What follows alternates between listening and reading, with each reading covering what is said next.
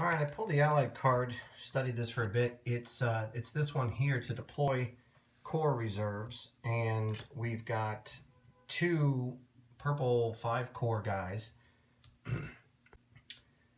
Now, per method A, I don't see anywhere they can go in that we're proximate to that would work. This hex here almost worked, but it's actually in danger of surround. If we were to push these guys here and bring these guys here, that would be surrounded. There's nothing else that we're proximate to, so that's not going to happen.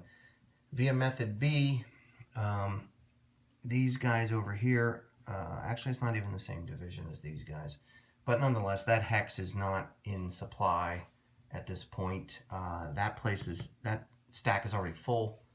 So now I think we're down to the other part of method B, which is the more relaxed. So do the lower number first, so we do number 9 here. Within 3 of a unit in the same army, and within 4 of a German unit, not in surround, and if more than one, highest hold value. So for the purposes of reserves, roadblocks are empty, so it could be this 4 hex, it could be this 4 hex. And then it says westernmost, so I think the first guy goes here. It's 1, 2, 3 within 3 of a guy in the same army. It's within 4 of a German unit. It's in supply. It's not in danger of surround. Now this is a 5, but if he goes here, oh wait, yes, actually that would. I'm sorry. And it does say, if possible, place within 3 of the same core. So I think this is going to take precedence over this, because this is 1, 2, 3 away. 1, 2, 3 away from the same core. This would be 4 away from the same core, 3 away from the same army. And then I think the next guy would go here, because first guy goes in 3 away from someone in the same core, and this 4 is more western than this one. And then this guy, it's a 5, he's 3 away from someone in the same core. He's still 1, 2, 3, well, 1, 2 away from this guy. So I think they're going to fill in here. That seems to be right to me. All right, my last impulse of the day is to reactivate the 47 core. I've got one other card I can use for a combat, which I am planning on using up here. I'm planning on attacking with these two, and then assault coordination allows me to include all those other units in that attack. But first I've got to move. Okay, sorry, earlier I said I had to take a roadblock check because bracketed units don't count as having an adjacent unit. That's only for allies, not for these guys. I have a note that I put for myself on my board over here, but I forgot to write the word allied, so I was thinking any bracketed unit didn't count for a roadblock, but since this guy was adjacent to this, I didn't have to take a roadblock check for that, but it didn't matter. And that was brought to mind because I'm planning on moving these guys this way. And it occurs to me, when I move into here, I was wondering if I was going to have to take a roadblock check for this, but I don't, because these guys are adjacent to this. I do have to take a bridge demo check though, right? Because as soon as they move into here, this hex is now back in allied supply because I moved these guys out. This can just go down and get allied supply. So 6, don't have to worry about the bridge blowing up. That's 1. 2 goes into here. Do have to take a roadblock check for this because there's nobody adjacent and it's in allied supply. Okay, 9, don't have to do. Okay, that's 3, and then I'm gonna go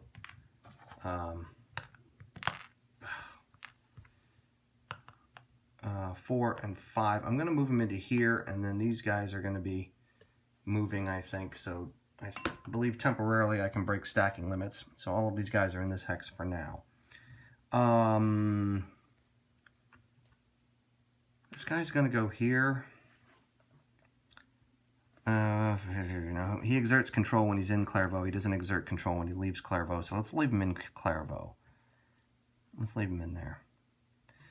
Now, here's the thing to think about. This road, if I put somebody here, that totally blocks this road. Is that important? for supply for the ally. Well, yeah, look at this guy. Let's say I leave these guys here instead of moving them all the way up.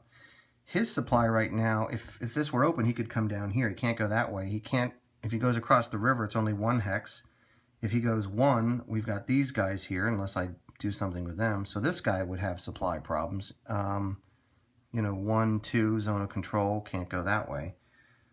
So maybe I should leave those guys there and block this road.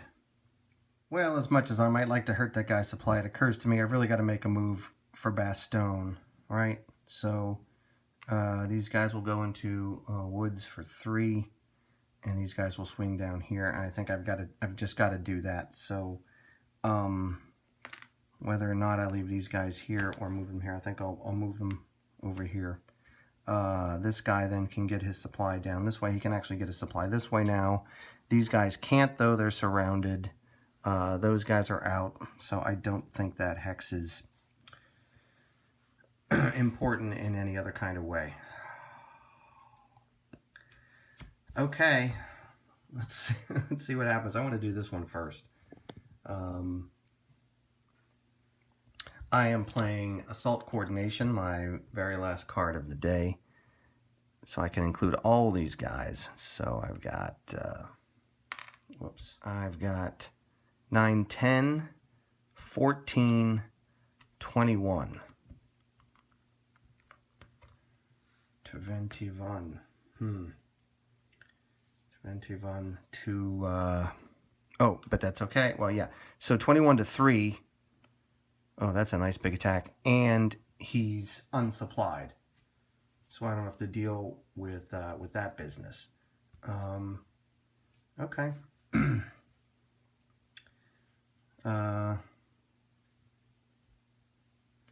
21 to 3. I've got 7 to 1. My chit pulls, nobody's bracketed, right? So 3, 6, 7 plus an elite is 8.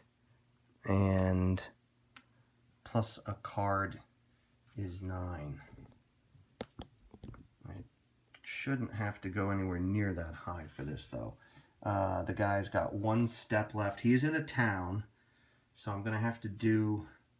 1 will get taken away, 1 he'll retreat, and 2 he'll die. So I need to do 3 hits to ensure killing him. The minimum pull is 1. 1. Ooh. Okay. Yeah,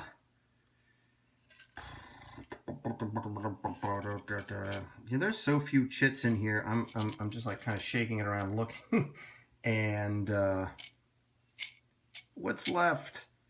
I'm gonna go to 7 because there are some large attack chits in here. Whoops. All right, dropped them on the floor. Picked it up, shaking them up. Okay, I'm going to 7. 1, 2, 3, 4, 5, 6, 7. Oh my God. Holy cow. Okay. All right. Yeah, I think we that is like the most ridiculously overpowering attack. A -1, A -1, A -1. Cancels that A1, A -1. We've got 4 A -1s. I should get a replacement point for this. D2, D2, D1. Yeah, okay. So even that was crazy. I did pull 1 large attack. Yeah, I could see that there were some large attack chits in there. All right. So that guy is destroyed. All right, I went ahead and advanced the units. Since the unit was destroyed, I could move twice. I could go into here, and then I could go again as long as I wasn't going into zone of control. So I went boom, boom over to here. Then I'd move some of these other guys around. I moved this guy into here to get him away from being by himself next to these guys. I felt pretty vulnerable about that. And we got 2 victory points. And now I've got these guys here. Maybe they can swing down to here and join back up, but I'm glad I left them up there. That worked out kind of neat. All right, the allies get 1 more card, and I pulled this here, which is asking first to deploy some reserves. There are no reserves for these divisions. So then to activate the 1st, 9th, and 5th Armored Divisions, the 5th Armored's not in this scenario, but the 1st and the 9th are. There are some 1st and 9th units in this hex here and here.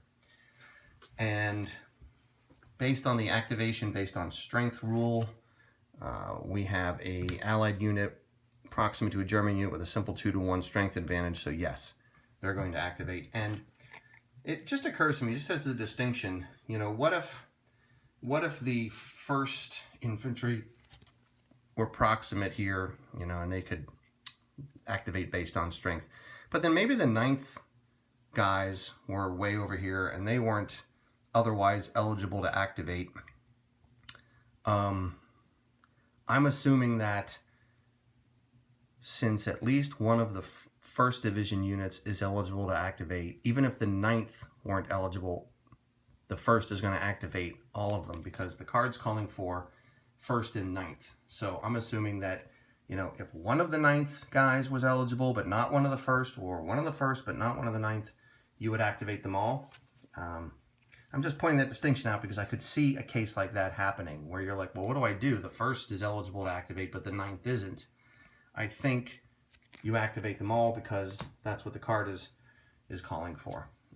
Just as if this were a 5-core card, if it said if one unit in 5 core is eligible, activate everybody. So I'm just pointing that out. So these guys are going to activate. Let me pull these cards. All right, so here's what I pulled. Pretty sure the von der Heydt unit is going to get eliminated on that card. But anyway, fill the gap. And we're starting with unit 27 and down. So these guys are both in the third. Whoops. These guys are both in the 30s up here, so we don't even consider them. And I guess then number 11 would be the next one to check. Is he proximate to something that we are proximate to? 1, 2, 3. Well, that's not empty. This is empty, but I don't, and we're proximate to this, but I don't think he can get there. 1, 2, no, he couldn't get here. 1, 2, and it costs 2 to get in there, so he can't get there either.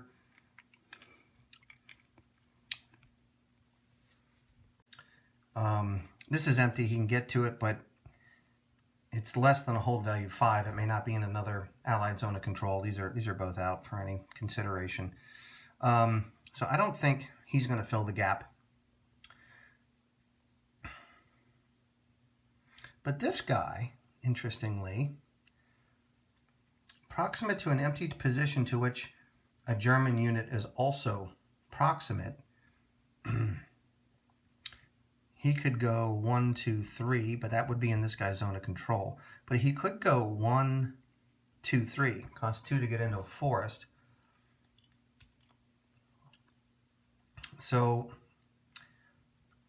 yeah.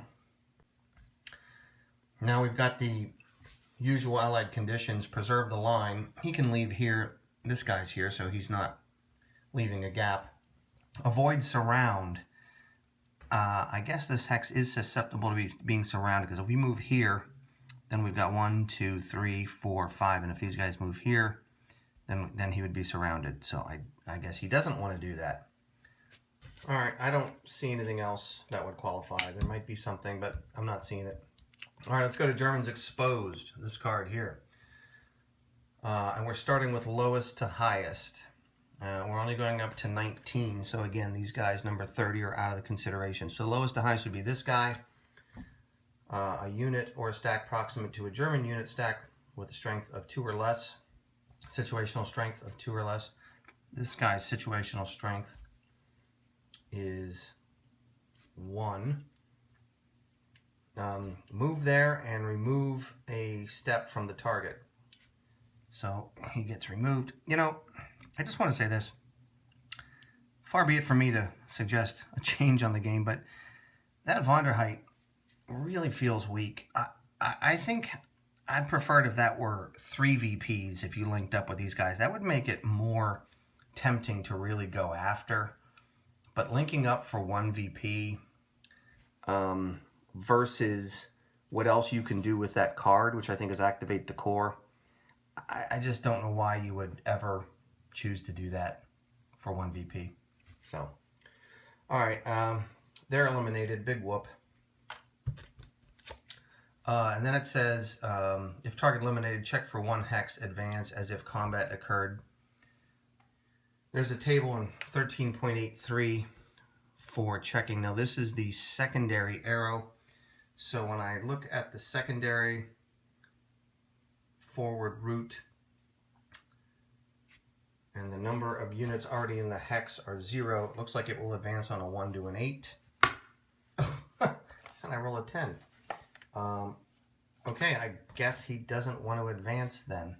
He wants to stay here, which is probably smarter for him. Unfortunately, but all right, that's what I rolled. Now I have to keep checking up to the number 19, so 11 I should check to see, does he have, no, there's nowhere, he's not proximate to anybody with situational strength of 2 or less. So I think we're done with that. All right, now pull back. This card here starts with 39 and goes down, so we can finally include these other guys in here. Let me see what this does. All right, I don't think this is going to do anything. This is asking for a unit or stack in a hex value less than 5, who's able to move and is either out of contact or in danger of surround. These guys are not in danger of surround. None of these guys are in danger of surround, so I think that's all they want to do. But that was enough. They took out one of our units and took away a potential VP. Okay, thus ends December 19th. I've got one more turn. Look, I know I said at the beginning of this video I was going to go to turn 21. I'm not sure if I'm going to go to turn 21. I just wanted to show the allied air interdictions. Let me do turn 20, see how that goes, and see how I feel. But I'm pretty sure I won't have the requisite victory points to be allowed technically to continue. I mean, I need to get to 33 to 35 VPs to be allowed to continue. More than that would be a victory and the game would end. But I need to get to at least 33 for the game to continue. I'm nowhere near that. Oh well, we'll see what happens on turn 20.